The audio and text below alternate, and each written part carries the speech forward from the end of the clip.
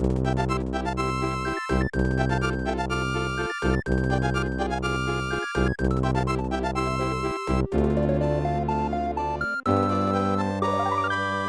to the Game Store Guy podcast. I'm your host, Kevin, CC Game CEO, the Game Store Guy. And I have another Game Store Guy. Again, it's Gregg back with me. Thanks, Gregg, for being here. I figured I wanted to do a little bit of a pre-Midwest Gaming Classic show. Yeah, man. Well, hey, thanks for the invite as always, dude. I love these. Yeah, me too. Speaking of, you know what? No, I wanted to complain. I don't know if you've seen, but have you ever heard of, like, I'm sure you've heard of like Pink Gorilla Games and double jump video games. They got pretty big YouTube channels.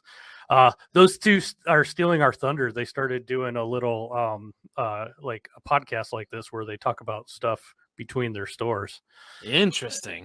Yeah, they're posers. They've only done a couple. I don't think they're as interesting as me and you, but yeah, I wanted to get your thoughts. What do you think about that? People starting to copy us. It's hard not to be like envious, because we've been doing it for so long. Mm-hmm.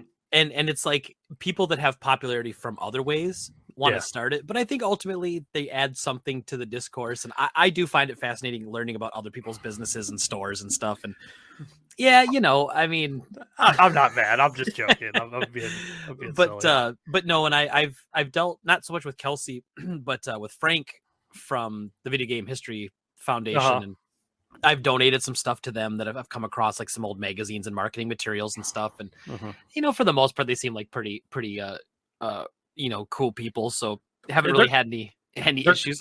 Yeah, I was going to say they're going to be at Midwest Gaming. I know Kelsey is listed as one of the people. Yeah, she usually goes. I think she was there last year as well. Yeah. But yeah, no, it's a good one. It's a good time. I can't wait. So how's business? How's it going at your store? It's good. It's good. And actually, I was going to ask you about this too, but it's been good. But admittedly, trade's a little slow the last month.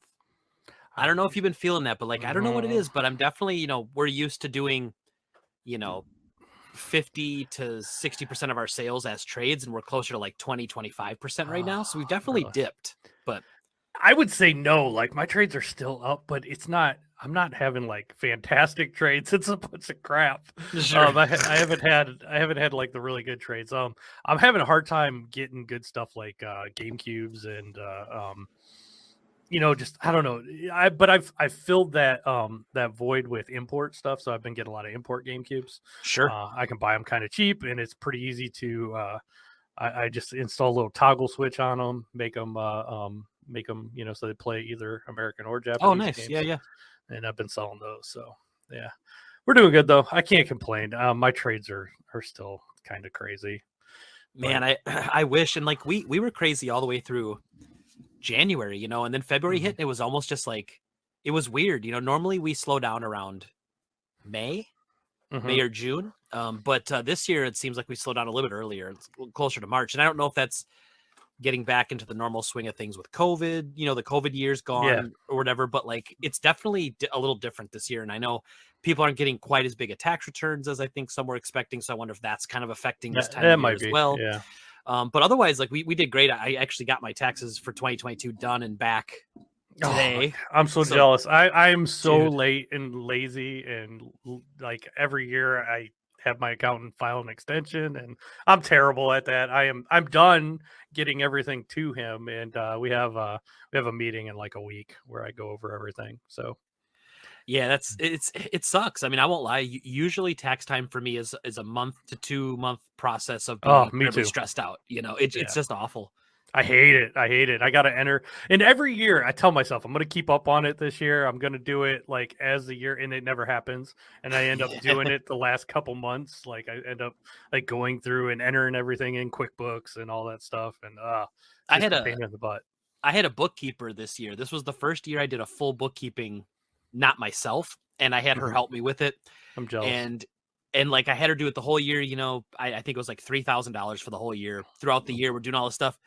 Get it to my tax lady, and she just goes, I can't use this. It doesn't make sense. And I'm like, excuse me? So now, thankfully, my tax lady, she does bookkeeping as well. And I'm like, you know what? I'm just going to have you do it, because then you will know how you want it. And this stuff will be done like middle of January, it'll be done. I'll get you the numbers you need, and it is done. Yeah. It's one of those things a lot That'd of be people beautiful. don't realize about having your own business is like that side of it. You know, like, yeah, like running a game store is awesome. Not going to say it's not. There's some really cool moments, but it is still a business, and the business side of things, like with taxes and, you know, just like, you know, P&Ls and comps and like, just like there's a business to it. Doesn't matter what kind of business, you know, how much fun it is. It's still a business at the end of the day. And man, it takes a special person to be their own boss. It truly does. Oh, it does. It truly does. Actually, I'm like I have 3 jobs now. I'm kind of tired right now. I tell you, I just got done umpiring.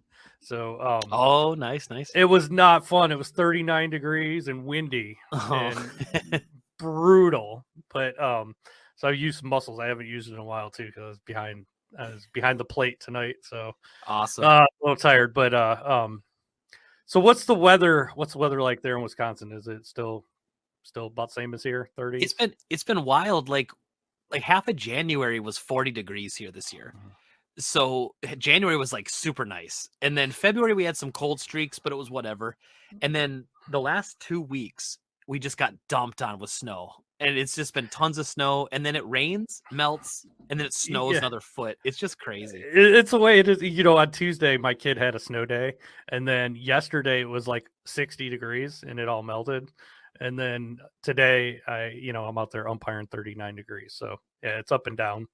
I'm hoping, though, and praying for Midwest Gaming that we don't get a snowstorm or anything, because I got to drive there and that crap. So that's like my worst nightmare, is that there's like some kind of Wisconsin blizzard or whatever. But I hope it wouldn't be the first time. Like, I really wished that they would have pushed it to like the first week of May, instead of pushing it closer to end of March, early April, because we always get dumped on. Yeah, and I know I was talking to Ben Hack. Do you know who Ben Hack is? Yeah.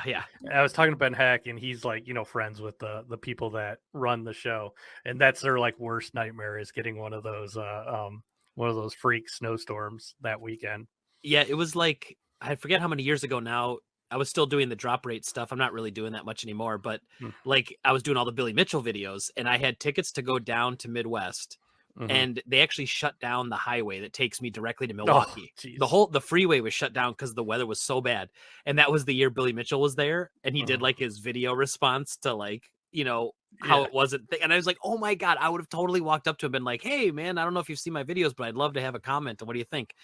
Or to talk to him and then record that whole thing. But I wish that would have been great if you did. Oh, it would have been a trip. But I mean, ultimately, I'm out of the drama YouTube game, so it's. but back then, I was drama YouTube game. So. Yeah, there's a lot of that.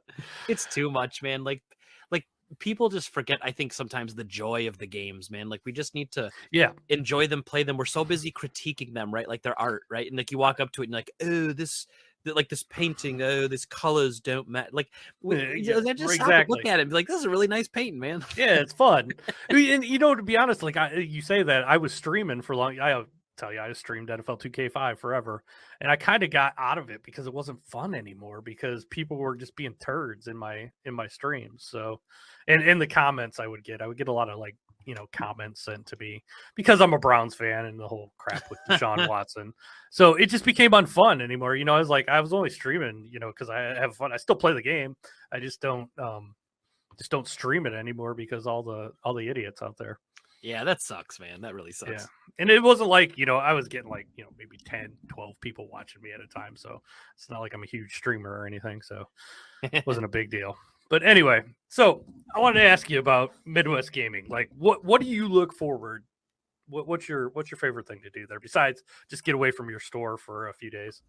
Yeah, man. I mean, I'm definitely more of a shopping guy. I'm looking for games that I want, a little bit of possibility for flipping, of course, but mostly I want stuff for my personal collection. What you looking for? What's your list? I got to put that together still. There's not really much left on it. I mean, most stuff I want comes through the store. So I don't really need to go hunting. But like last year, I was looking for a complete in box Princess Tomato for NES, and I found one actually. Nice. Actually, it was missing the manual, but I had a manual that was. Have you ever had one of those come through your store? Loose carts, I've had a couple, but I've not had one in the box. One of those.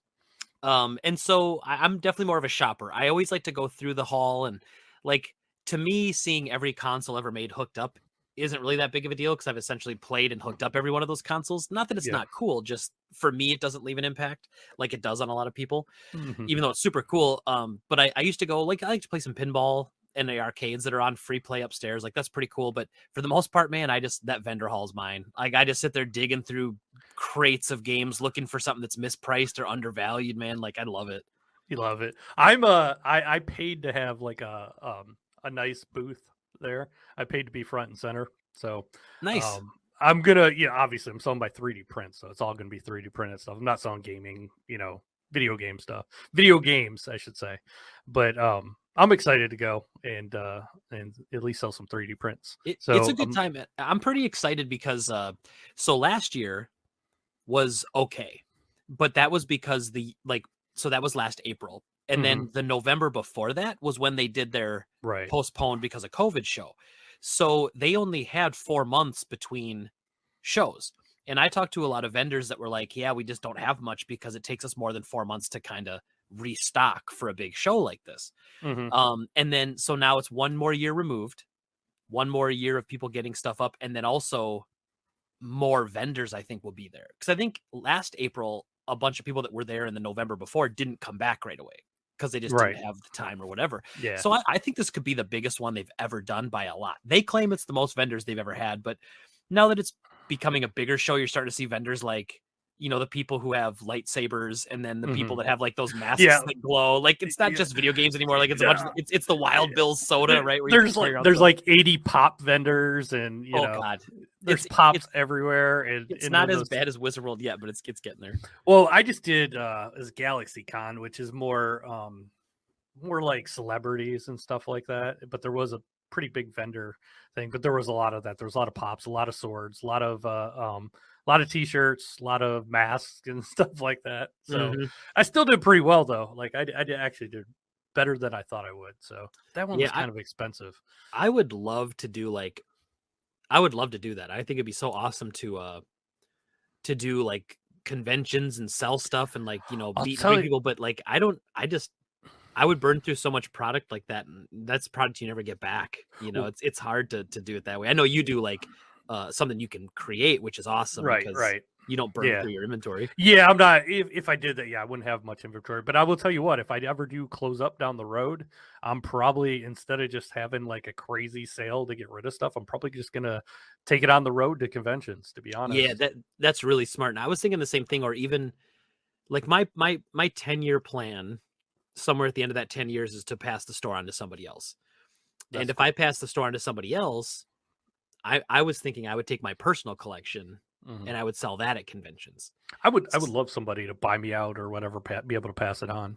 Yeah, that's kind of what I hope for. But, it's tough because what your business is worth, it almost doesn't make sense for someone to pay that. It almost makes sense for them to start their own for less. Right. Because really what they're paying for is your success and your, your stability and, your name and everything, really, if you have a good one.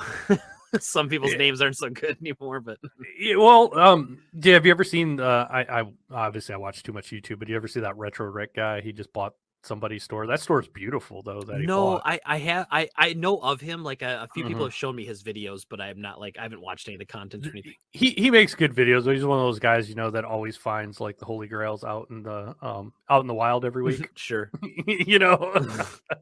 Magically finds one. Yeah. Sure. Yeah. It's totally not planted, but Hey man, it's entertainment, I guess. They make good videos. I mean, that's why I don't crack on them too hard, because I do think they make good videos, But he did buy a store, so. But what's funny is too, his store, since he's kind of a decent retro YouTube channel, he's getting a lot of people coming to him and giving him trades, but he's only filming the good stuff. And I made a comment like, why don't you show some of the trades that might not be as good as well? I'm more interested in seeing how, you want to see the B-roll where someone brings in a box of PS2 sports games. I want to see some of that too, not just when someone brings the rarest of the rare game in. But anyway, no, I'm with you. And it was there's I get a little bit of that, and again, it's tough because I think it's being envious. But like I look at that, and at first I'm like, that's really like seems unfair, right? That like, oh, he's got a YouTube channel, he bought a store, and then now he gets YouTube content off the content. But you know, ultimately that's me just being envious. Like I wish I had that co-marketing. But it's kind of the same thing like with the limited run games used game store. You know, Yeah. like in their retail location, they buy and sell used games, and like you could tell that was more of a, I don't know, that was more of like a project that they wanted so that they could get used games in for themselves. Like Yeah. they didn't do that to be profitable. In fact, like you look at their used section, it's like 2 racks. There's like nothing there. Yeah. But it's only because they wanted to have an outlet. And you see that. Like I've seen people on Twitter say like, "Oh, I'm coming from Georgia. I'm going to bring you guys all my used games to sell," because they want to sell it to someone who's like quote unquote famous. And I think that's kind of unfortunate. I think there's some, you know, it's kind of like I don't want to say manipulation, but it's kind of like it's someone in power is essentially, you know, it's a power dynamic that's not Yeah. equal. And, Well, and that's people want to shop there because they're that's kind of celebrities. how Whatnot works. Yeah, very. Oh yeah, very much so. Like they want to be like part of this weird like, oh, you know, you know, I want to sell to them because they'll notice me, right? And it's just the same thing like on Twitch when people pay money to get a shout out or whatever. It's kind of weird because I feel like it's unfair, especially when you're selling something to them, you know, and it's a business transaction. But I guess they're just going to give the games away to some YouTubers, so I guess you might as well sell it to a store and get some money for it, I guess. So since we're going down this road, I want to ask: has anybody asked you your thoughts on DK Oldies? Because I'm sure you've heard of it, dude. Okay, so it's kind of died down now, but it was like over the course of when everything started to blow up. It was like over the course of that 4 weeks, it was every other day. Someone would ask me my opinion. I got emails. I got an email from somebody who was just like, "Hey, you know, I was just wondering if you thought DK Oldies is a ripoff." And this was technically before the videos came out where they showed that they had refurbished a system and then it was dirty inside. Yeah. And I'm like, well, or they asked if they were a scam. And I said, well, no, they're not a scam. They're a store. I said, they're a grossly overpriced store, but they're a store all the same. You know, and I said, they don't, you know, I said they don't pay very well and they sell stuff for way more than you should have to pay. But then, of course, other stuff came out and I'm like, well, maybe they are I mean, they're not a scam. Like I said, it's a business. I actually did a podcast on them before it all got crazy. And the only reason I did a podcast on them, because I had 2 people come in to my store. And this, I was, you know, kind of, you know, how I share the stories of the shitty customers. Well, these people came in and wanted me to help them with their purchase from DK Oldies that didn't work. What? Yeah. They're like, can you help me? This game system didn't work. And, you know, and I got it. Is there anything that I'm doing wrong or whatever? And I'm like, first of all, yeah, you didn't come here. That's what you did wrong. Yeah. But I mean, I did end up helping them because I'm not a total dickhead, but and they ended up buying stuff. So like I turned it into a sale for me, but it does kind of piss you off. And I had to make the point, you know, to say how overpriced they are and how if you'd have bought this here, you'd have saved about $100, you know?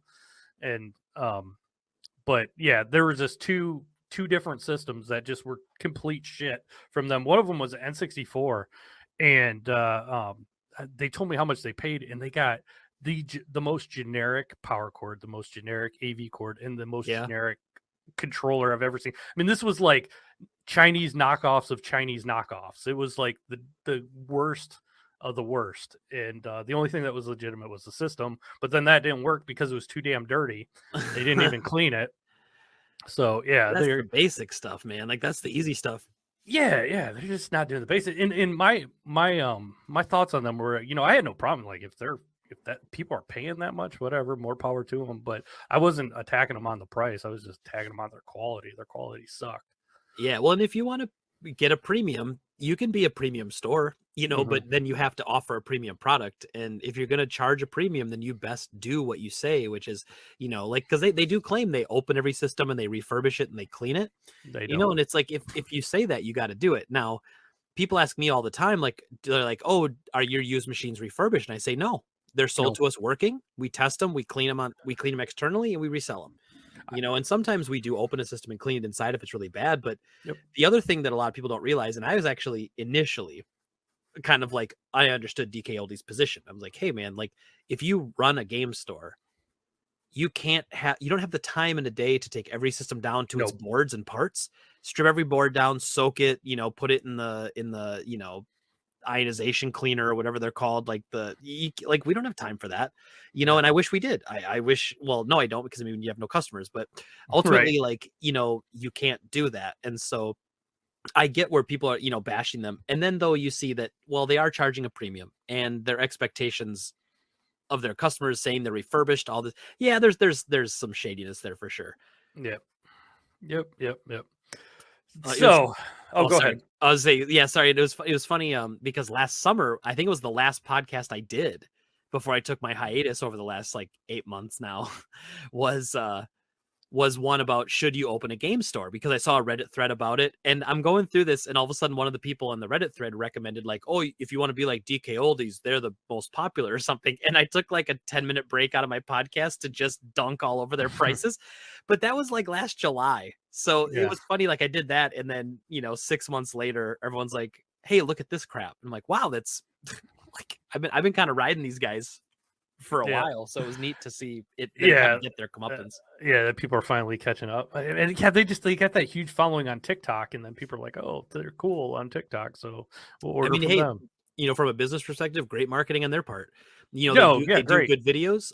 They get people's attention, and whatever they pay for advertising works, because I've said don't show me these videos about 10,000 times, and they always show up, man. Like I had to literally ban it, and then I was getting like other accounts that were sharing it were still showing it to me, and I'm like, I understand that my interest is video games, but I've literally said like 10 times to stop showing me this content. Speaking of that, the latest one is that damn Street Fighter game that's for like phones. I keep getting ads for that like constantly on my shit.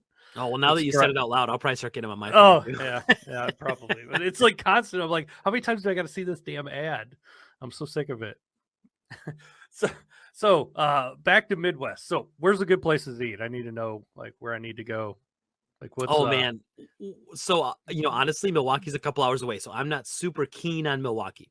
But I've been here a couple times. I'm not going to go back, but it's mostly because the novelty's worn off for me. But near the convention center, there is a restaurant called the Safe House, and it is a spy-themed restaurant that is essentially like a speakeasy. When you first walk in, you have to prove you're a spy if you don't know the secret password, and then a little bookcase opens behind you and they let you in. It is pretty cool. Like the first time you go, it's pretty neat. The last time I went, it was the novelty had worn off and it was super busy and the food was only okay. Like our service was okay. Gotcha. If you remember on Twitter, I don't know if you saw it, I had that picture of that big Moscow mule I had. Like this was like a year and a half ago. It was a 96-ounce Moscow mule. Holy shit. Which I did finish. Oh my god. we Wisconsin boys, we drink differently up here. But that was there. That was at Safe House. I would be dead. I was annihilated, dude. I mean, I was walking back to the hotel and it was I don't know how I got back, to be honest. So are you going Friday? Are you doing like the arcade VIP like thing the night before or no? So we don't do the VIP stuff. We go down Friday. So we drive down Friday. I get the whole staff actually jumps into my Jeep. We all truck down and we stop at all the game stores on the way. Oh, so, yeah, you said that. So we go game hunting on the way, and also I use it as a training tool for them. Like we actually talk about each store and we say what works and what doesn't. Like what did you notice that was cool? What did you notice that was bad? And we talk about that things to integrate into our own store. So it's a little bit of a work thing. And then once we get down there Friday night, we're going to go to the Brazilian steakhouse. So we're going to do the all-you-can-eat steak, and then we'll pretty much be dead. And then the next day we go to the show all day Saturday. Saturday night we'll probably just chill in a room, get pizza, watch some shitty movies. And then Sunday we usually hit the vendor floor one more time, do one lap around the business, and then head home. Gotcha. So yeah, so I'm going in Friday because I got to set up since I'm a vendor. But I'm able to go to the thing. They have a VIP party, where they have all the arcade stuff set up. So I might check that out. But I'm probably gonna go get something to eat Friday night, and then be ready for Saturday morning to sell a bunch of stuff. I do have another recommendation, and it's also kind of close to the convention center. Like I'm talking, I think it's like less than a mile walk, so you could drive there in a minute or two. It's called AJ Bombers. Amazing burgers, dude. Then they have boozy milkshakes, burgers, dude. It's awesome. I'm gonna gain like 50 pounds. But just crossing into the Wisconsin border, you gain a few. from the cheese grease in the air, you know. Nice. How long of a drive is it for you? It's 5.5 hours. Oh, that's So not bad. Okay, that's not yeah, bad. I was actually hoping to come visit your store. I know I said that, but I don't think it's gonna happen, unfortunately, because Oh, I was thinking about that because I know if you came down Friday, obviously we're not open, so right, you'd have to yeah, come and down like the night before or something. the But way it worked out, I wasn't coming out. I was driving Friday morning, so yeah, if you were yeah. coming down Thursday morning, I would have said, "Yeah, man, swing by." Even if it was like after hours, I'd have just I been like, I, "Yeah, I man, come on in." actually really wish I could too, especially now because the next thing I wanted to talk to you about was I've had the same POS system the whole time I've been open, and they're ending support in October, so I need to figure Oh something. no, Yeah, so I mean it'll still work, but like if there's a problem, I'm screwed. You know, I'm shit out of luck. like they're not supporting it anymore. So Yeah, you they're can't. not Okay. supporting it anymore. So if there's an issue, there's nobody to call. I'm on my own. Ah, Um, yes. and likewise, I get my credit cards done through them. So I at least I have to switch to credit cards, which that's not a big issue. But I'm debating like which POS system I'm going to go to. You know, they're trying to roll you into Shopify, which I don't want to do. I know I contacted you, but I figure we could talk about it on the show. Now you said you switched to what's it called again? Yeah, so I switched to Alice POS. Alice POS. So Okay. they're a Canadian company, Mm-hmm. and they're like professional. It's quite nice. And I was coming from a company called Wolf Track, Mm-hmm. which is about the least professional company I've ever dealt with. And they were terrible. And they were because they would have to renew your license manually every month when you paid. Oh, So all of a sudden you'd come in on a Monday morning. It's like Monday, March 1st. You like pop open your POS. License has not been renewed. You can't open your POS. You can't do anything. You can't run oh business. You can't do shit. anything. Yeah. It's crazy. And then, and then you'd call them. You'd never get a hold of anybody. Every time you did get a hold of somebody, it was always the same guy named, I think it was Kevin actually, but I think his name was, but it Damn was Kevin. somebody from Wolf Track. And it was always the same guy. And then you'd leave messages. There were times when like because here's what would suck too. They had to license the one computer, and then your second register was like ran off of the first one. So if Mhm. register one goes down, you lose both registers. Yeah, that's the way QuickBooks is right now. Yeah, and then but if register one goes down, you can't just reinstall the software with like a key. It has Mhm. to be their special system of doing it. So like one time my power supply blew out of my PC on register one, and I replaced it with a different computer and it wouldn't work. And so I had to basically replace the power supply in my old computer to get Oh, that back up and Jesus running. Christ. And Yeah. it was like an old gaming PC I had. So the thing was on like its last legs. Like the power button didn't work. You had to open it up and press the motherboard power button. Mhm. Like it was awful. So that was like the worst case scenario. And then they charged you for every register. So I think it was like $40 per register. And I had 2 registers. And now with I actually have some exciting news. I'm expanding the store. We're actually Nice. we're moving into the space next door and knocking the Wow. wall out. So So basically we're gonna double our square footage. nice. But like and we're going to add a third register. Now, if I'd added a third register with Wolf Track, it would have been $120 a month for 3 Oh God. registers, which now I pay probably about $100 a month for Alice, which is more, but then they back up your inventory on their end. Like anytime your register goes down, it's so easy. I have an instance on my home computer. I can Mhm. log in and get all my receipts and everything from home. And on a laptop, like it's so nice. And they don't care how many people log into those computers. Just log in 100 times if you want. Mhm. That's cool. So you can log in. That's nice to log in from home. Like right now, I use a third party thing to log into my computers at work. But what really pisses me off about a year and a half, maybe, yeah, a little over a year and a half ago, I just upgraded new PCs, upgraded to the latest version of the QuickBooks POS, which costs a lot. They do it differently. They don't charge you month to month. It's like a one-time fee. So it was like $1,500 to like upgrade. And then the way they always got you is like every so many years they'd be like, yeah, well, your version's not really going to be supported anymore. Yep. You're only on 12. You need to upgrade to at least 15 to, the current version is 19. So you need to, but it was nice not having a monthly bill, to be honest. But now it looks like every POS system is, pay as you go basically thing. But I do like that out. So I was going to ask you, it is, I saw that it was they have price charting integration. Do you use Yes. that? I do not. I can't stand price charting. I Me, can't me stand neither, it. because it's like an I don't need to tell you. Yeah, all we've the harped on problems. this before. It's an Yeah, aggregate that's always yeah, behind the curve, so it's right, you're never right. accurate. Yeah. So, is there anything like does it have like pictures and stuff of your inventory? Does it do any of It that does stuff? not. Okay, I all don't know right. if that's something you could do, but it does not for us anyway. Yeah, it's something like we can do on mine now, but we only use it a little bit, so it's not like something I really did all that much. But anyway, so I'm curious. I appreciate you telling me what you use and everything, and I'm leaning towards that way, but I got to convince my business partner to Yeah, go that way too. there was another company when I was looking for new POS a couple years ago because Wolf Track's was shit for a while, and I would look and I just didn't find anything. And Alice, I just like found in a Google search. Like I got lucky. And what's funny is I don't know if you remember. Do you remember those stores, Play and Trade Hmm. from way back when? Hmm. So the the guy who like Alice POS is based off the original Play and Trade POS, which like was created to run a game store. So That's what this I that's what I liked when I was looking through it. Yeah, yeah I saw is that it was which is made kind for of a game interesting. store. Yeah, So yeah, it was cool. It was definitely like they seem to understand the plight of a game store, which is nice. yeah. So it's easy to do trades, all that stuff. You don't have any Yeah, and issues. it's all integrated too, and like you could say, hey, I want there to be 20% less for cash. So you'll Mm. be like, all your totals are store credit, and then when you go to the cash screen, it just automatically deducts everything and says, okay, here's Oh, your 20% less for cash if you want that, or here's your store credit, and you get more. So and you can adjust all that on the fly too. You could say, oh, it's normally $100. Normally it's 120 credit or 100 cash, but I told the guy I'd give him 120 cash. So when you hit the cash button, just change it to 120 and you can still pay out. So you get to fully customize it. It's really great. I mean, it is that's cool. pricey. Admittedly, it's very pricey, but it's been great for me, man. I've been really happy with it. That's good. I'm glad. It's nice to hear that you like it. So I am leaning that way. I just haven't made up my mind yet.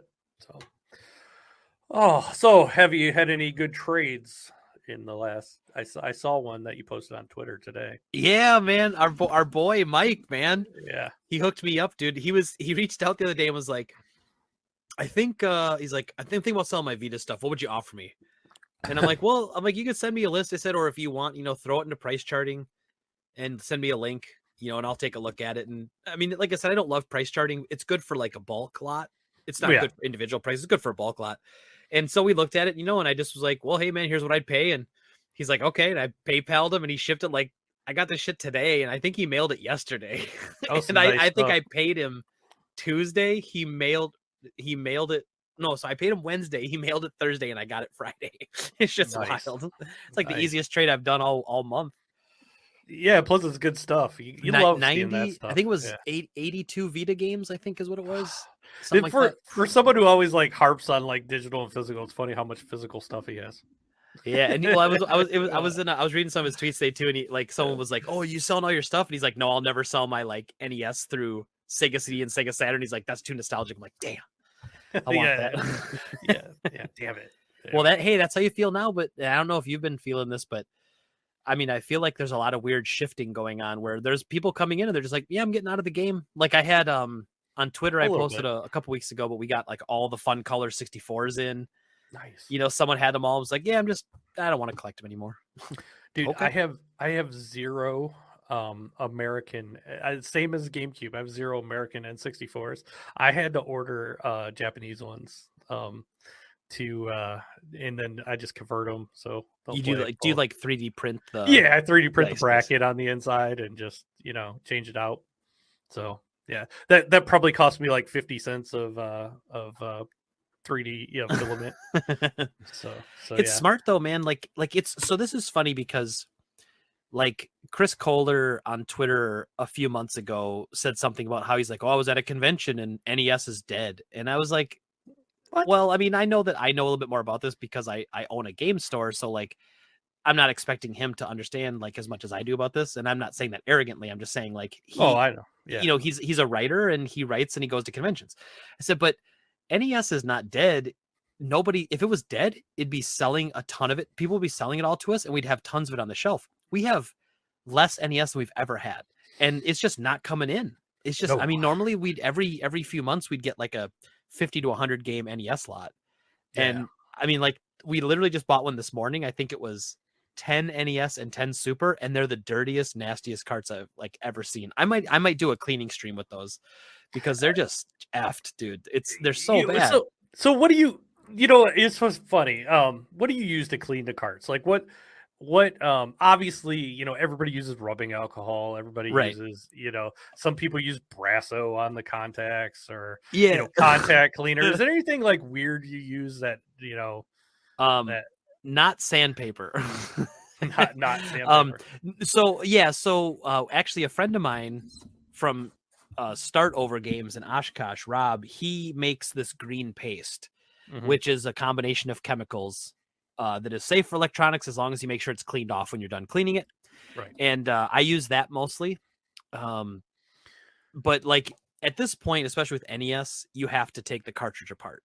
It used to be you could just like get rubbing alcohol and Q-tips in there, which is also why I get really frustrated when people online will criticize the way someone cleans or with the chemicals they use, and then they'll say you don't need anything more than 90% rubbing alcohol. And I'm like, if you clean NES games on the regular, my ass, that rubbing alcohol gets you all the way there. Now it might work on games that you and I have cleaned in the last 5 years, but it ain't working on games that haven't been cleaned in 20 years. It's just no way.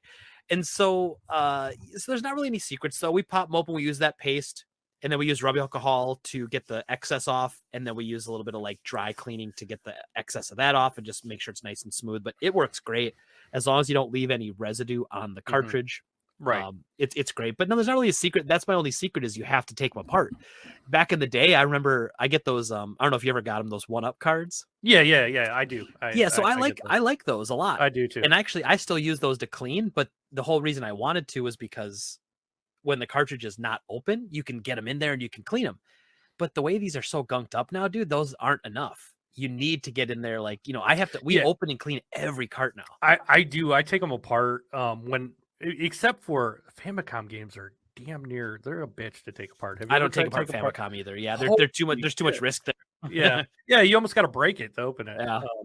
But other than that, I do take them apart. The very, very hard to clean ones. Sometimes I'll even take them over my disc referber, which is a JFJ, so it just spins like a pad, and I'll polish it. I'll polish the contacts while that's spinning. Interesting. Yeah, that doesn't seem like a bad idea. Where just like if it's like a really gunked up contact or something, it does. It actually works. The other thing. In a pinch, I've used WD-40, but then I clean it off with rubbing alcohol. But that is actually, a lot of people don't realize WD-40 is not just a lubricant. It is, and I use the contact cleaner version, not the normal stuff. But even the normal stuff probably wouldn't hurt it as long as you cleaned it off afterwards. But it's actually as good for getting gunk off. So, that's essentially like it's like an oil stripper. So it's gonna kind of break that down. It's technically fish oil is what WD-40 is. So it's not terribly harmful at all for the contacts. In my opinion, I've only been doing it for coming up on September. I'm old, Greg. It's gonna be 30 years working in a game store. Man, see, I'm slacking. I'm only at let's see, in April it puts me at 23 years. So I'm a few behind still. You're just a youngin. 30. I was thinking about that the other day. I'm nuts. And how long in your own store? Almost 20.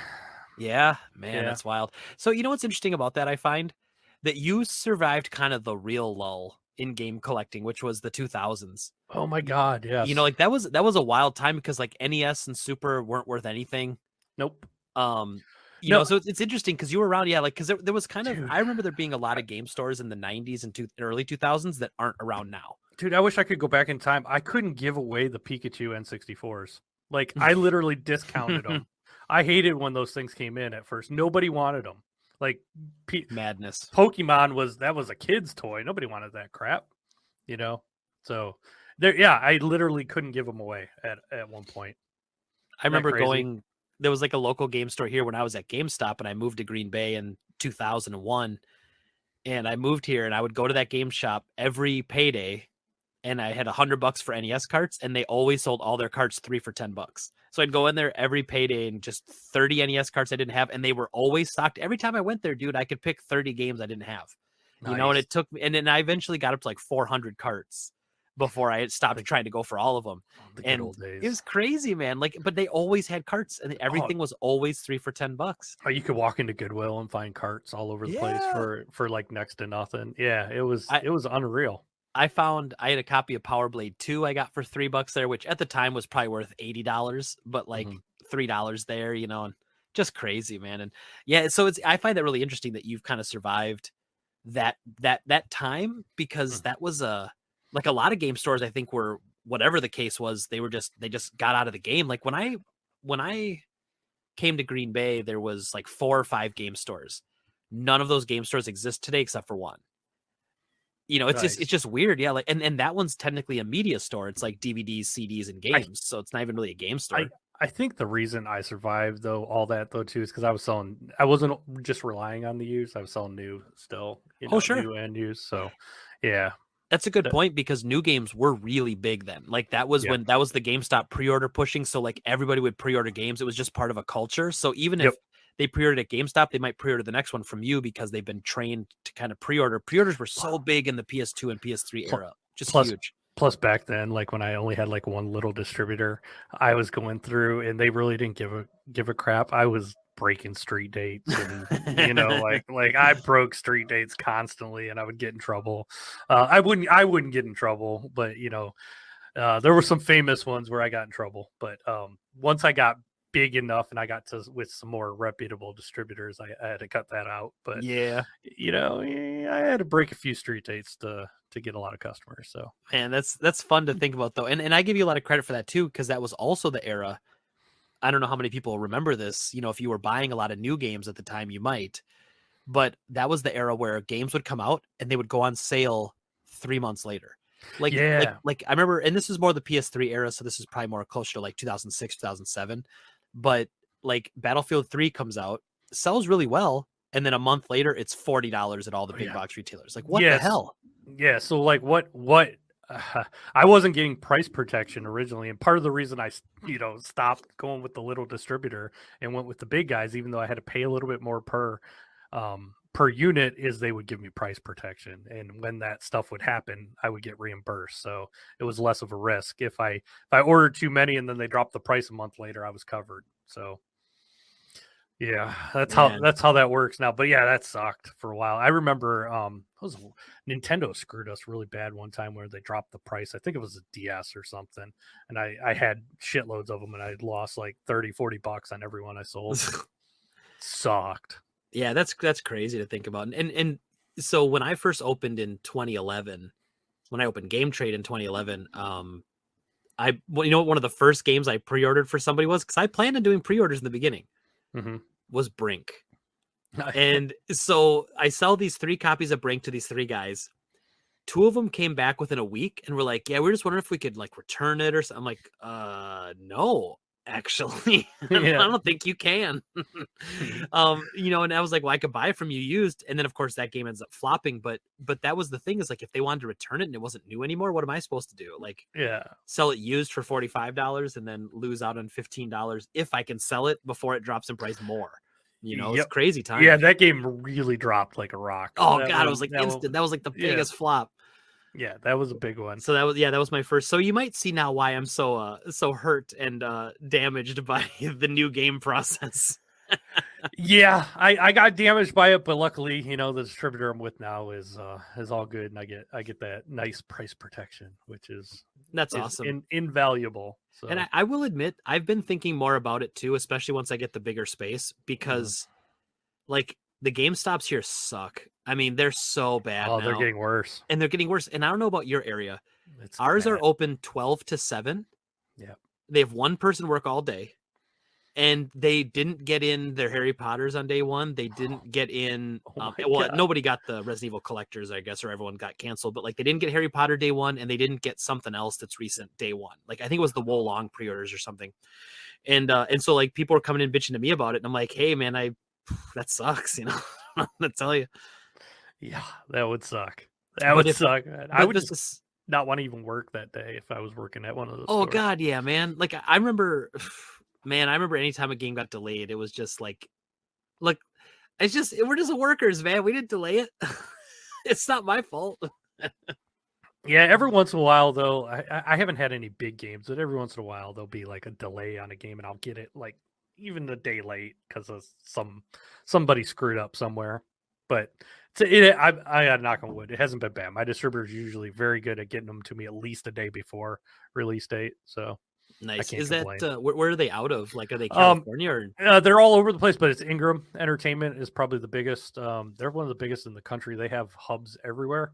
Okay, So nice. all across the country, they might. I don't know what they got in Wisconsin, but like they have one in Toledo, which is pretty close to me, and then they have there's one in Kentucky. There's like one in Pennsylvania. They got distribution points all over the country, so they're a pretty big distributor. Oh, that's awesome. Yeah, it's definitely something I'm going to look into. I might hit you up for those deets later on some of that. And yeah, definitely. Go ahead.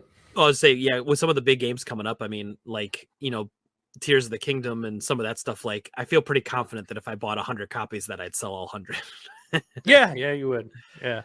Yeah, the cool thing about Nintendo too, you don't have to worry as much. They hardly ever drop the prices. They do occasionally, and they'll have sales. Where it would suck is if you didn't have price protection and they do sales, and you're not part of the sale, but everywhere else is selling it, like $20 cheaper than you. And you can't really match it if you're not part of that. But I'm always part of them now, so I do the same sales you see at Walmart or GameStop or whatever. Yeah, that's awesome. That's really, really cool. Yep. So let me throw it back to you because you asked me, have you had any good trades? Anything like really memorable come in? Honestly, nothing spectacular other than I've gotten some, I've sniped some good stuff on eBay and stuff like that. So I got I got a gold punch out for Famicom, which is really cool. Oh yeah. It's only worth about $300, but I think it's awesome. It's before they even put Mike Tyson in it. So I did a TikTok on it and it got like 50,000 views. It was damn crazy, nice, which is nice. And then I also got have you ever heard of a Famicom box system, which was in Japan? It was like at a hotel and you'd put coins in it and they give you time to play NES games. No, but that sounds awesome. Yeah, it's pretty cool. Well, they had cartridges, obviously the cartridges of the games, but the cartridges are 72 pin style cartridges, but they're black and then they have yellow labels. Okay. So it's kind of cool. It's kind of like unique. They're not worth a whole, like, unless you get like one of the good games. I got Tennis, which is probably the worst game, but I got one of those, which was really cool, and it's unique to see because it's something you don't see every day. So I kind of like getting stuff like that more than like the uber rare, really big trade-ins. I'm definitely with you on that, man. It's like sometimes just seeing stuff that was never sold retail is so cool, and then learning about it and then diving a little deeper into it, that's all awesome. Yeah, so it was honestly like a little arcade in your hotel room. You put coins in, it gave you time, and you just picked whatever game you want. They were like, I don't know, they were like probably 2 foot wide, and they held like 10 to 20 games, and you just press a button for which game you want. Kind of neat. I had one of those tabletop Play Choice 10s. Yeah, so it's similar to that, but nice, the Japanese version. Yeah, that's cool. That's really, really cool. Yeah. I had a Play Choice 10 stand-up machine, like the 2-screen one. Mm-hmm. I had one of those it's got to be about 8 years ago now, and I put it up for sale at the time. I had bought it for like $1,000, and I put it up, and it was Black Friday weekend. And I'm like, you know what? I'll put it up at some crazy price so no one buys it, and but I'll just put it up there because then if someone does buy it, it'll be worth it. I think I put like $1,500 on it, and it was worth way less than that. And someone just came in and scooped it up instantly. They were like, I got to have this. And then I never saw it again. I'm like, damn it. I wish I had that still now. I would put that in my store as a play piece. God, I'm so mad. Yeah. And that's what like, even though I'll probably sit on this punch out and that other, the tennis, for the Famicom box thing, I'll probably sit on it a while, but it's a cool little conversation starter. Sometimes a lot of game stores don't understand that, to have stuff like that you might, oh, what's that? I've never seen that, just to kind of get people started talking to you. Yeah, a buddy of mine, someone sold him a tabletop Super Nintendo demo, and then one of those tabletop Game Boy demos, like the original Game Boy demo station. I'm like, God, these are cool, man. And he's not even selling them. He's just using them as store collector's pieces. I'm like, yeah, man, that's cool. If I had those, I would keep those too. have you come across anything new to sell, like from a vendor or anything that you started selling? Because I did. I'll share it with you if you haven't. Oh, sure, go ahead. I mean, not really. I've been thinking about carrying some of the posters from like all posters or whatever, but like part of the problem there is I can't. I mean, I think they're legitimate, and I don't want to sell them if they're knockoff. And they seem to have been in business for like 1,000 years, so I would assume if they were bootleg, they would have been shut down by now. But I'll give you a legitimate place. Have you heard of Pyramid America? no, I don't think so. Look up Pyramid America. They actually do. That's my dog's making all kinds of noise back behind me. If you hear that on the podcast, I can't actually. Don't worry about it. No worries. Okay. It's Pyramid America, and then they do wholesale through a company called Fair, which is like FAIR. But if you go to pyramidamerica.com, you can click on the Fair and get a wholesale thing. Anyway, it's free shipping. They even give you a bonus for your first order. They have all kinds of posters. You can order them rolled, flat, or like I actually bought a bunch of them already on cardboard, and they're real nice. You can flip through them. It even comes with a display. Nice. And they're fairly reasonable. Like the prices are reasonable. They also have a bunch of those like little lenticular framed things. So they have all kinds of every video game thing you can think of. Mario, Zelda, all the cool ones. Nice. Been selling a lot of those, and they even have welcome mats for your house, which are pretty awesome. It'll be like Zelda, It's Dangerous to Go Alone, and there's one that looks like a giant SNES controller, and there's just all kinds of really cool stuff, and it's all licensed, it's all official. That's great.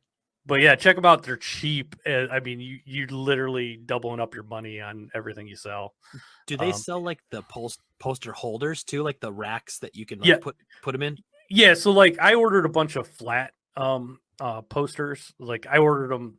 They cost more. You'll see the prices on there. They cost more if you order them that way, but they'll send them in a display unit where it's made of cardboard. You put it together, but you can sit there and flip through them all. It's actually pretty nice. And if you order a bunch of the floor mats, they even have a floor mat holder.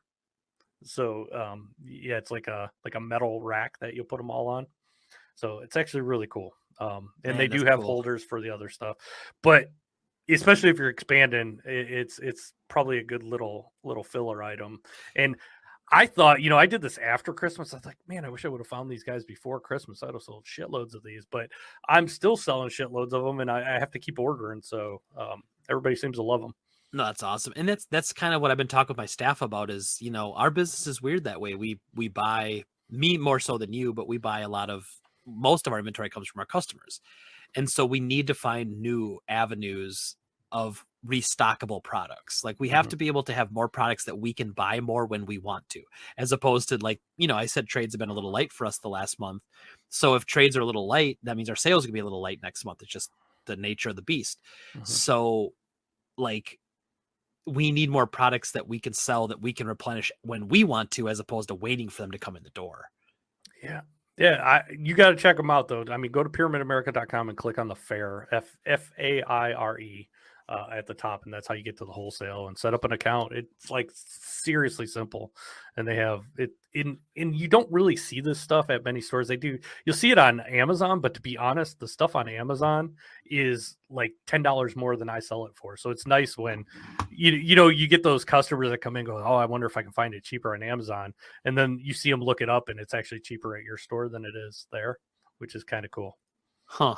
Yeah, that's fantastic. Like, I'll definitely check that out because and I've thought about that too. Like, do you think it'd be better, like with them being backed on a cardboard backing? Does that sell better than like if you just had all the posters rolled up? Well, here's the thing. I did do the rolled up ones. I bought some of the rolled up ones, and then I put like a Super Mario 3. So it's like the Super Mario 3 logo with Mario on the front. It's got like that giant poster, your typical poster size. And I put that like on my wall, and then I hung some of those by it, on hang tabs. And I sold some that way. They're a lot cheaper that way. But I think the ones on the ones that you can flip through, it just looks nicer in the store. If you got the room, I would go with those. But nice. Yeah, anything a customer can touch, like that's a big thing, man, getting their hands on it. Yeah, and they're good profit. So I'm liking it. So I figured I'd, especially with the expanding, if you're looking to fill space, that's a good good product to have, or good products. There's all kinds. There's mugs. They got all kinds of stuff. You'll have to take a look at it. That's awesome. Well, I appreciate that, man. Thank you. Yeah, no problem. So I don't think I have a whole lot else. So I guess before we go though, I got to ask you something. My God, this is what I've been anticipating this whole day. What a week to do this podcast. All right, if you don't like football, you might want to leave now. But I got to ask Greg, how do you feel? Are you sad? Are you what's going through your thoughts as a Green Bay Packer fan? Well, I'm glad you asked. So let me just say, I'm kind of like a hopeless romantic when it comes to a lot of things. And I think one thing that would have been really cool would have been to see a player the caliber of Aaron Rodgers retire as a Green Bay Packer. Play his final season, play every season he's ever played with the Packers, and then retire as a Packer. Very rarely happens in the NFL. And, these days it just doesn't happen very often. And that's the business, So I'm a little bummed out by that. I think it'd have been really cool to have him play one more year here and ride off into the sunset. With that being said, though, he, in his own words, as I'm sure most of us watched on the Pat McAfee show, in his own words, he said when he went into his darkness retreat that he was 90% sure he was going to retire. Then when he came out, like in his words, he says that when he came out, his phone was blowing up, and then there was the rumors about the Packers wanting to trade him, or that they had been shopping him around, and then that made him want to play and not want to play for the Packers. So, like, Rodgers is kind of like, yeah, I like what he's done on the field. I've always enjoyed watching him play. He's not my favorite person in the world, but I'm also not I'm not a celebrity lover. Like I just think it's gross to like worship these people that are celebrities. I agree. So to me, he was a football player, and he was a really good football player, and it was fun to watch him play. Every time that dude stepped on the field, you had a chance to win that game. It did not matter. You could be down 30 points in the second half, and you'd be like, okay, they get this drive, and then the defense gets a stop. Then they get like I would think that as a fan, and that's pretty awesome, to always have a shot, and there were some moments that he gave us that were unbelievable moments to watch. And this is somebody who grew up watching Brett Favre play. So like, I know all about Favre's magic, and that was fun to watch too. But Aaron Rodgers is just as good or better without the heartbreak of interceptions in crucial moments. Just a phenomenal player to watch. But I'm excited. I'm excited to see where we go from here. Aaron Rodgers is kind of like, he's got that kind of Michael Jordan syndrome where he has to find some motivation somewhere. Yeah, he's got to have a chip. Yeah, and he had a big chip on his shoulder for a long time. He had I didn't get drafted by San Fran, right? Alex Smith got drafted before me, so he had that chip. Then he sat behind Favre for 3 or 4 years, whatever. So he had that chip. Then he plays the first year. They don't even go to the playoffs. He has that chip. And then all of a sudden he starts to get really good. The team is really good. Like watching the Packers after that, man. Oh, it was beautiful. Then they go to a Super Bowl and they win. Well, he like ran out of chips, right? And so then I think, they draft Jordan Love. Magically, the dude goes back-to-back MVP seasons. Well, it's like, okay, so the guy needs motivation in a non-traditional way. Right. You can't just be like, hey man, let's do this. No, he's got to be pushed there by something negative. So then this had to happen, and he might have a freaking MVP season for the Jets. Who knows, man? I mean, it's totally possible. The guy's incredibly talented. But I think it'll be okay. And I don't even say this because it's Rodgers' fault necessarily, but it'll be very nice because Packers fans and Packers Twitter is mental. These people are spoiled. They have no idea what it's like to not have someone like him, and then they all love him until this, which he didn't even cause all this. This is all the sports media jacking this all up and around. And so then it'll be nice not to have like stupid people giving me shitty takes all the time. You know what I mean? Like, yeah. No, I know. Be able to read about the Packers and be happy for once. I know what you mean. Yeah, I completely understand. So yeah, I was very curious to hear your take on it. It's wild, I really thought he was going to come back for one more year at the Packers and then retire after that. I really thought that's what he was going to do. But well, I don't like that he went to an AFC team, But The AFC's QBs are ridiculous, Oh, man. it's, Like it is unbelievable. The NFC quarterbacks just suck ass compared to the AFC. I know just what we need, another more competition in the AFC. I swear to God, even when the Browns are good, it's like everybody else is just better. So, well, hopefully Pittsburgh will stink for a little while for you guys. They got good coaching though. See, that's Yeah, the thing. They just true. have good coaching, and even Baltimore has really good coaching, and Bengals, their coach is decent, but they got Joe Burrow, who's pretty awesome. So Yeah, and Chase, man, those two Yeah. together, whew. yeah, they're not too shabby. That being said, though, I do think the Browns are going to be a million times better just because we finally fired our ridiculous defensive coordinator who had Nice. no business being a defensive coordinator. Guy's schemes were about as sophisticated as a seventh grade coach. Like, he had no business being a defensive coordinator, and he's one of those guys that failed upwards all the time. Like, Yep. he just always got a job because once you're in the NFL, it's like a good old boy system.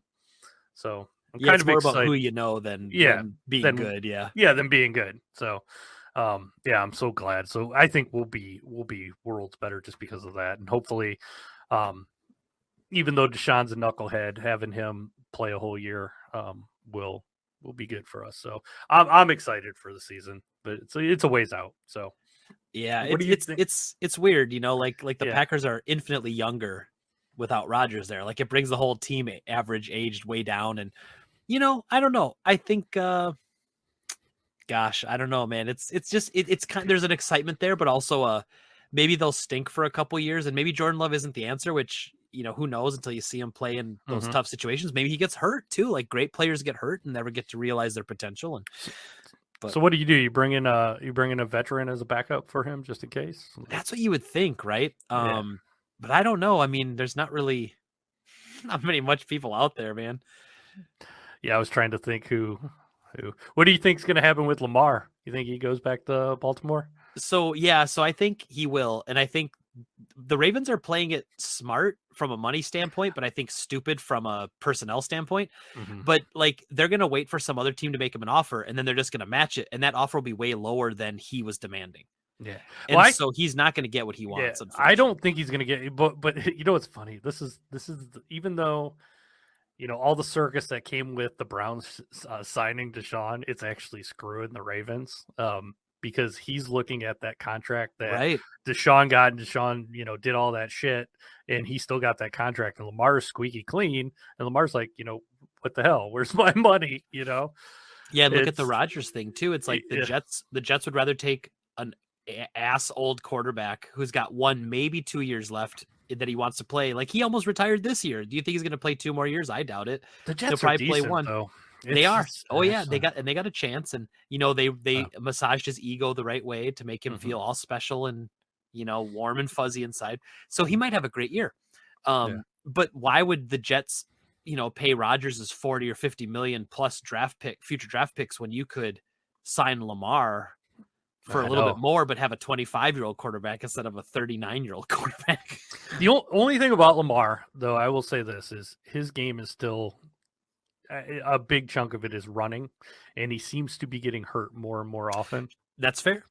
And he can throw the ball, but he's not. Honestly, if you can get him to where you're forcing him, like if you get a lead on them and he has to start passing all the time, they're not very good. Yeah. But their coach is so good that he shortens the game with the run, and probably going to beat you running the ball. So, yeah. I'm jealous of their coaching staff. I hate the Ravens. I hate the Steelers, but man, are their coaches good. Yeah, that's a tough division for coaches. I don't think I could say that in the NFC North. Like, I don't look around and be like, oh yeah, these coaches are young and great. Like, I mean, what's that guy for the Lions? Dan. I like him. I do like him. He's intense, so dude. I like him a lot. Their whole coaching staff is. Did you watch Hard Knocks? Their whole coaching staff is awesome. I only watched because I think that was the second half of the season was them, right? Or something, or that was the mid-season. I don't know. Maybe I didn't watch beginning that of the season. It was the before the season. Yeah, I don't think I watched that one then. Their coaching staff is amazing. It's all like old players that were awesome, and like they're all intense guys. I love their coaching staff. I'm not a Lions fan or anything, but their coaching staff, man. That guy is such a cool guy. I would have loved to play football for him. He'd run through the wall for that guy. Well, I'm curious about that too. Like Matt LaFleur got a lot of praise because his first 2 seasons he was 13-3, 13-3. Obviously now he stumbled. I want to see, does he actually have an offense? Is he part of this crazy, the what's his name? Sean from the Rams. I forget his left spacing on this name at the moment. Sean McVay. Sean McVay. Thank you. But even he had a shitty season this year. Oh yeah. So then I wonder though, does LaFleur have this, this super offensive scheme that he couldn't run because Rodgers wanted it his way, or was he only successful because he had Aaron Rodgers playing MVP seasons? Well, here's the thing: the Browns season went completely opposite of what I thought. I thought our defense would be amazing, and the offense would struggle. But the offense was actually really good, and the defense was just hot garbage all year. So yeah. But even towards the end, though, when Deshaun came back, our offense kind of became not as good anymore, which is weird because Jacoby Brissett was running the offense before, and you wouldn't think. But it was like a totally different offense when Deshaun came back. But anyway, I am glad. Hopefully, our defense, it can't be any worse. Our defense was so damn predictable, and that's the worst thing you can be in the NFL is predictable. Because if I can predict what you're going to do, like guys like Bill Belichick, they know almost everything you're going to do before you even do it. Well, and like you said, you got 4 games in your division, which are admittedly you have coaches that are better than yours. And so not only are your scheme predictable, but you have coaches that are going to pick it apart anyway. So then you've got 4 games a season against great coaches that are going to pick apart a predictable defense. We actually split with them this year. Yeah, that's crazy. That's the beauty of divisional games, though. Like you know them so well. But what's funny is we usually own the Bengals. They've only beat us one time in the last 4 years. Even with Joe Burrow, it's nuts. So yeah, we own the Bengals usually. Yeah, it was a wild season again, man. It was, man, the Packers didn't even make the playoffs, which all they had to do was beat Detroit to get in. Detroit. And Detroit was out already, because I gotta ask you, we gotta go back to that game. So did your heart just sink when they did that lateral, the hook and ladder on you guys towards the end of the game? That kind of sealed it. Gosh, I'm trying to remember the play. They did a pass to, I don't know if it was a tight end or whatever. It was like a 10-yard pass, and then they had the running back or somebody coming out, and they did the hook and ladder. They threw it back. Oh Jesus, I don't even remember. It was it's sealed the game for them. I probably blocked it out of my memory. It was a pretty ballsy call, but I mean they had nothing to lose. But it was I was like, damn, what a call. Yeah. Oh, I think that was the play to get the first down to to run the game out or whatever. Right. They needed a first down. Yeah. They needed a first down. I do remember that now. To call that play. Yeah, man. You see something like that, but it's it never should have got there. And you had weird moments they did that fake run, and Rodgers throws it to the O lineman Bakhtiari, and it gets picked off by Aiden Hutchinson because Rodgers just he barely throws it. He needed to throw it to the back of the end zone, and it was just shit, and you're like, yeah, what are we doing here? This is a division game. Let's not get cute, let's just smash these guys, and man, but that's a team. Detroit was hungry, dude. They were hungrier, man. They were. Jamal Williams, he's an ex-Packer. Dude, I love that guy. I do too, man. He's awesome, and I miss him a lot. He was a great energy, and now he's on the Saints, signed to 3 years with the Saints. Did you see him signing his contract by any chance? No, I didn't. There's a video that was going around. You look it up. He's got a freaking Pokemon hat on. It's hilarious. Did you hear that game when I think it was the Packers game where they did the the introductions of the players?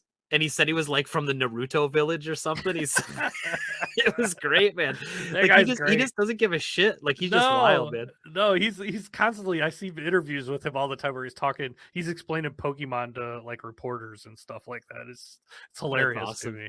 Yeah, it's hard to believe that though, dude.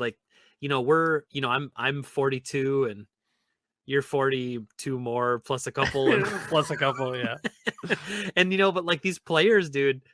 22, 23, 24. I mean, they're a generation younger than us. They're 20 years younger than us. Yeah. So it's weird, but it's cool that they come out the other day. AJ Dillon, who's kind of the running back number 2 for the Packers, he was sharing online about building a custom gaming setup and some other stuff. And he had actually tweeted a few months ago about needing to get his Pokemon games batteries changed. And I'm like tweeting at him like, dude, I'll do it for you for free. Like, just get him in here.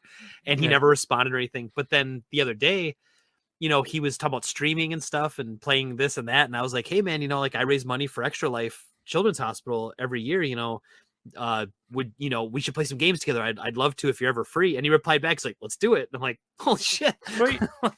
Yeah, okay, let's do it. That's and then awesome, bring some of those other Packer players on with you. Let's do it. Yeah, get some money for your charity. Yeah, man, it's all for a good cause, you know, for charity and sick kids in the hospital. Hell yeah, man. Who can say no to that? There's a lot of the Browns players that are big old dorks. Like Myles Garrett's one of the biggest dorks. He does all that. He does Naruto and plays board games, and that's awesome. Yeah, it's funny that they do all that stuff. And they play a lot of video games. Years ago, I had some Browns players come in, and they came in and bought NBA from me. When it came, I had it early. I was breaking street dates. This was a long time ago. So they were buying that for me, and it was then they contacted me online on Twitter. They were sending me a message asking me to get them some Maddens when it came out, and this was before Peyton Hillis made the cover famously. So they were going to buy a bunch of Maddens from me, and then Peyton Hillis made the cover, and then they're like, "Oh, we don't need to get them anymore. Sorry, man, because we're getting all free ones." Yeah, we're getting free ones from Peyton. Like, damn it. That's pretty awesome. Buy my Maddens. So yeah, but yeah, no, it's cool. It's cool. So I don't think I have too much else, unless you got something for me. But no, not really, man. I you know, we've never actually met in person. So, I am looking forward to it. Yeah, so, man. I'll come in and get you a handshake and a hug, and put it officially on paper that we've met and we're officially official. Yeah, we'll take a picture or something. And, for sure, man. I'll share it on social media. I'm looking forward to meeting you. There's a lot of people too. I'm looking forward to meeting Ben Heck. I've never met him in person, but I've had him on the pod before. So there's a lot of people. It's cool. Anyone else I was gonna say, is there anyone else you're looking forward to meeting at meeting there? Is there anybody you like to see? Not really. A good friend of mine, Zion, he writes for Nintendo Life now. And he's in Seattle, but he's coming back for the show, so I'll get to see him. Cool. And a couple people. But no, I don't really man, I don't care much for YouTubers, to be honest. I just don't. Me neither. I don't like it, and I have personal beef with Metal Jesus, so I see him. I saw I was okay, so if anybody, I know people who listen to this don't really know me really well, and they might hear this and think this is really weird, and it is, but I'm a really weird guy, and so this is my style of humor, so hopefully other people think it's funny. So it's not Ben. I always get confused with Ben Heck. It's not him. It's the guy John Riggs. You know, John Riggs had curly hair, but now he cut his hair, whatever. Okay. Yeah. So John Riggs was at a booth, and I was at a booth looking at games, and he was there, and he wouldn't get out of my way. I kept being like, "Oh, excuse me," and he was totally not paying attention. So then I farted and walked away.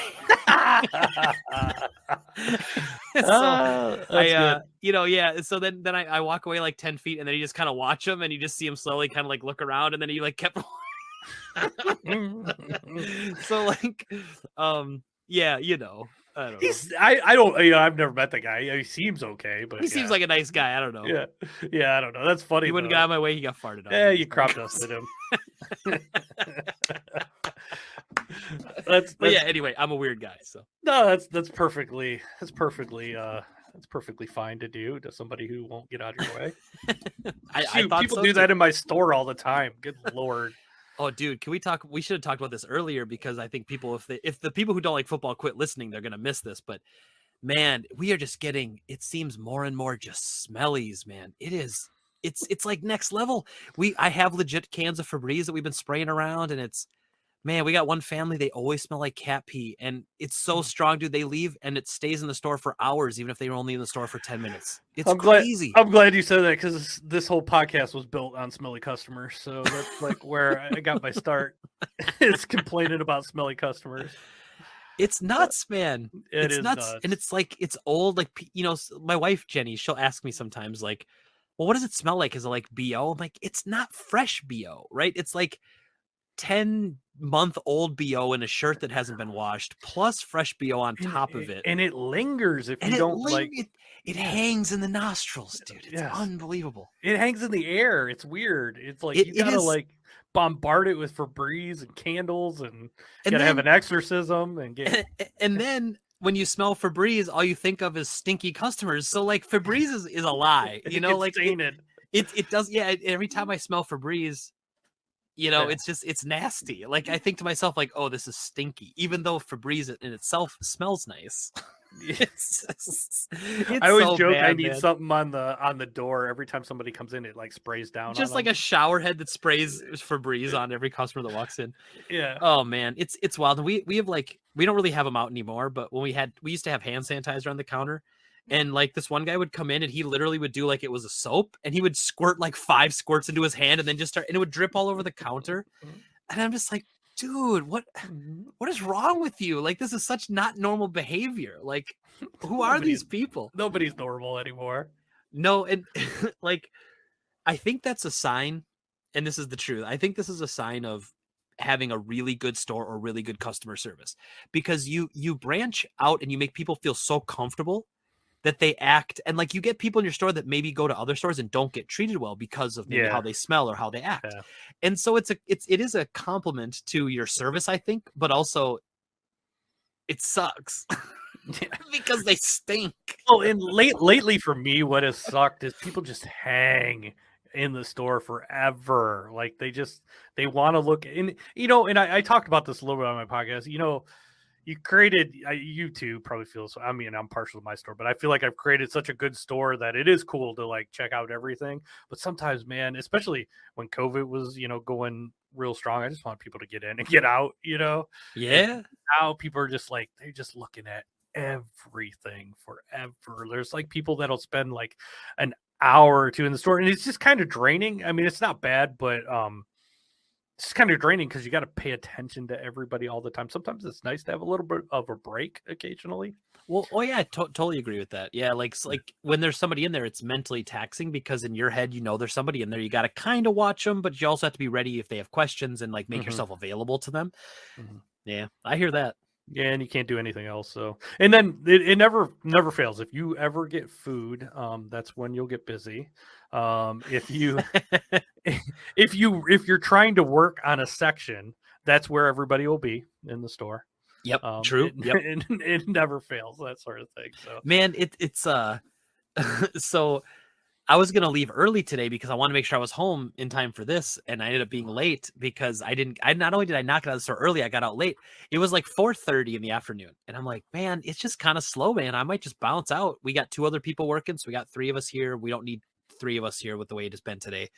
And that's part of my thing. I hired an extra employee last year so that I could work myself out of the store a little bit more, do more extracurricular stuff. And I end up not leaving, and someone like, we just get like, and then today we got tons of trades, like just tons at the end, but it all came between 5 and 7.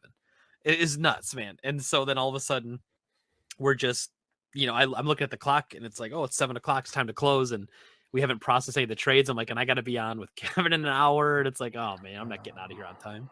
Yeah. Well, I appreciate you still coming on. Oh, dude, I love it, man. And like I said, I had other people with me. That's one of my big things from last year into this year is I have to stop doing everything myself, and I'm burning out faster, and hopefully the new store, like the expansion, will kind of inject me with a little bit new energy, because after you've been doing it longer, so you probably know more than me, but like after 12 years, even I just start to feel like, everybody gets burned out. Yeah. Days drag on. It's midlife crisis for me too, a little bit of that in there. Like there's just a lot of stuff going on. That's why I really like going to conventions every now and then. It's such a like change of pace for me, and I'm selling something different, even though it's still video game related. It's not your typical. I don't got to worry about trades. I don't got to worry about Yeah, well, you do like the big NES carts, right? Is that what you do? Yeah, I'm doing like NES, Game Boy, all that stuff. So that's awesome. I'm gonna steal that from you. Do that next year. No, I'm just kidding. Yeah, feel free. Like it takes a long time to make all those cartridges, especially on the 3D printer. We do some like little statues and stuff too, but yeah, we'll have some other stuff there. But it's mainly the cartridges, just because they're easier to store and move, and you got to have something that's small. But to be honest, the stuff I told you about, that Pyramid America, Some of that stuff is pretty small, except especially the little like you'll see them, the little like frame prints and stuff like that. Sure. That would be great at a convention to take. So yeah, that's the little stuff that people see and they want to buy it, and everyone at that convention's got money, man. I mean, I'd be surprised if you don't sell out of all your stuff. Well, we'll have a little over 400 cartridges there. So Nice. yeah, a decent amount of them. And it's funny because I have like a little evil plan that I do. It works at every convention. I don't have any bags. I'm trying to keep costs down as low as possible. But the reason I don't have bags is because people carry them around and then everybody sees them and then they're like, "Where'd you get that?" It works so good. Dude, that's super smart, man. That's really smart. I like that. Yeah, but everybody's like, "Oh, you got a bag." I'm like, "No, I'm sorry, we don't have them today. I'm sorry, we forgot them or something." I just lie kind of. Yeah, no bags. Sorry, nerd. Yeah. But then they carry it around and someone sees it and yep, they have it under their arm almost like a book, and someone's like, "Where'd you get that?" Yeah, dude, that makes sense to me, man. Yeah. So I'm looking forward to seeing you. I can't wait to meet you in person. It's only 2 weeks away. Oh, I know. I'm ready. I can't wait. Yeah. So not next weekend, but the weekend after. Yeah, a week from tomorrow is my tax time sale, so that'll be we're doing like a big sale. Our sales are nuts. I don't know if I've ever talked about them on here, but like when we do a buy two get one free sale, like last year we did our small business Saturday, and there was a line around the whole inside of the store waiting to check out. It was insanity, man. And it's That's awesome. It's insanity, but it's awesome. And so our sales, we have a rewards program that we get everyone's phone number to give them points. Every $100 you spend, you get 5 off. And when the time comes, I can text blast people. And so I just text blast, we're doing a sale. It goes out to 8,000 people that we're doing a sale. And most of those people, like, because emails and stuff, people don't check that crap anymore. But man, a text, everybody sees that text. Yeah, I probably should switch mine to text, but I still do emails. But I mean, emails aren't bad. They'll hit somebody, but man, the text is like, it's money. That's true. Everybody keeps their phone on them at all times. So Yep. And then eventually people won't do text anymore either, and you have to figure out whatever the new way is. Like we'll have to do TikToks or something directly. I started doing TikTok, so yeah. I did some Instagrams, some, what do they call those? Whatever Instagram's version of TikToks are. Instagram lives. Whatever the hell it is. But they're probably gonna ban TikTok in the US anyways. So Instagram will take over more. Yep, so, exactly. Yeah. YouTube Shorts, right? And everything. Yeah, YouTube Shorts, same thing. It's all the same nowadays. Love it. But it'll be cool to see you, man. A couple weeks away. Yeah, I can't wait. I'm looking forward to it. So thank you again for maybe I'll smuggle in a couple little bottles of alcohol and we can we'll toast a shot. Yeah, I owe Ben Heck. I told him I gotta buy him some alcohol some night, and then maybe we can hang out some night or something afterwards. So when I walk around the show floor, I have like a what are they called, like a thermal flask, and I fill it up with Captain and Coke, and I just walk around slow sipping this huge can of Captain and Coke all day. It's like, it's a water bottle. You just keep it on your hip, and people are like, oh, he's got a water bottle. Yeah, I don't think I should do that while I'm technically working. So I might probably not. I might end up giving some people free stuff if I'm doing that. Oh yeah, you don't want to do that. No, but I'm looking forward to it. So I should be right in the front. They haven't released a floor plan yet, which is driving me nuts. But there's a part of me that wants to see if you can like lie and call me one of your workers and sneak me in early. Get me an extra badge or something, and I can come in and see you early. You had to pay like for extra badges. So I wish I could, but I don't. Horse shit. No, I'm just kidding. 3D print me one. No, I'm just kidding. Yeah. But it'll be good to see you, man. It'll be the first thing I do is I'll find your booth and I'll stop and chat right away in the morning. All right, cool. I can't wait to meet you. I look forward to it. Awesome, buddy. All right. I thanks again, and I think I'm done. So thanks as always, dude. This is always a blast, man. I appreciate you.